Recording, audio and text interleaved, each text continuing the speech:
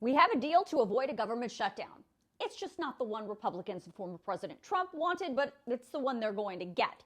That's because the plan they originally wanted to avoid the government shutdown, which I talked all about in this video, failed last week when 14 Republicans voted no. After that defeat, House Speaker Mike Johnson said he was going to draw up a new play. And now we know what that new play is. He and Senate Majority Leader Chuck Schumer jointly announced a short-term continuing resolution deal that would keep the government temporarily funded until December 20th, mostly at current funding levels. This kicks the can down the road and pushes this government funding fight to after the election.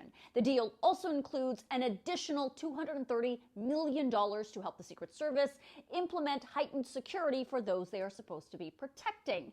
But the problem for Speaker Johnson is what's not included in this new deal.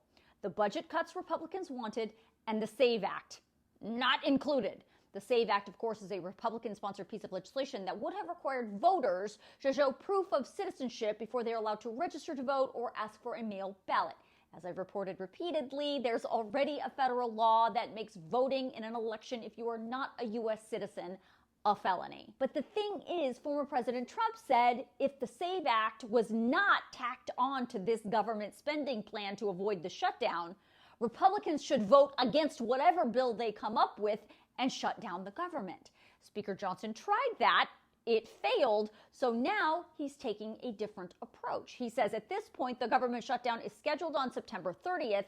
And he said allowing it to shut down this close to an election would be an act of political malpractice.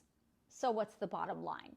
It looks like this new deal is going to pass both the House and the Senate. But Speaker Johnson is going to have to rely on mostly House Democrats to pass it and get it over the finish line because he's pretty sure lots of his Republican colleagues are going to side with former President Trump and vote no.